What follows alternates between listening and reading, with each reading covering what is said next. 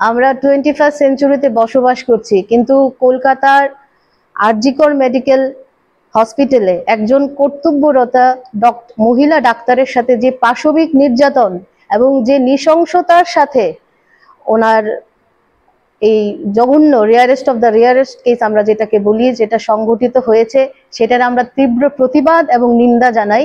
আমরা আজ executive committee high court bar association আমাদের আজকে প্রথম মিটিং ছিল।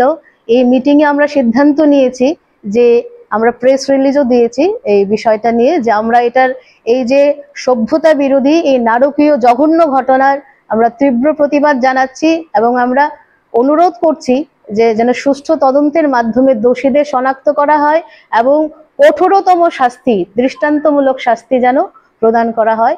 এবং আমরা আশা রাখবো যে রাজ্যের মুখ্যমন্ত্রী একজন স্বয়ং মহিলা, উনি বিষয়টা গুরুত্ব সহকারে দেখবেন এবং যে বিদেহী আত্মা তার সাথে যেন অ্যাটলিস্ট জাস্টিস হয়, সেটাই আমরা প্রার্থনা করছি। এই বিষয় নিয়ে আপনার কোনো আন্দোলনের পরিকল্পনা রয়েছে কি নতুন কমিটি? আমরা চেষ্টা করব সোমবারে যদি আমার সম্ভব হয়, কারণ আমাদের যিনি আমাদের সেক্রেটারি সাহেব রয়েছেন এবং প্রেসিডেন্ট, ওনারা আউট অফ স্টেট আছেন। আমরা সমস্ত আইনজীবী এবং আমরা এক কণ্ঠেই, this is our common voice, যে আমরা সবাই প্রতিবাদে সামিল হব। কি ধরনের শাস্তি চাইছেন আপনারা? আমরা দৃষ্টান্তমূলক শাস্তি চাইছি, যে একটা সুস্থ মেয়ের উপরে, যে কিনা কর্তব্যরত ছিল, উনি একজন চিকিৎসক ছিলেন, যারা ভগবানের দ্বিতীয় রূপ, যারা আমাদের প্রাণ দেন, প্রাণ বাঁচান, ওনাদের সাথেই যদি এরকম হয়, তাহলে সমাজ আজ কোন জায়গায় গেছে।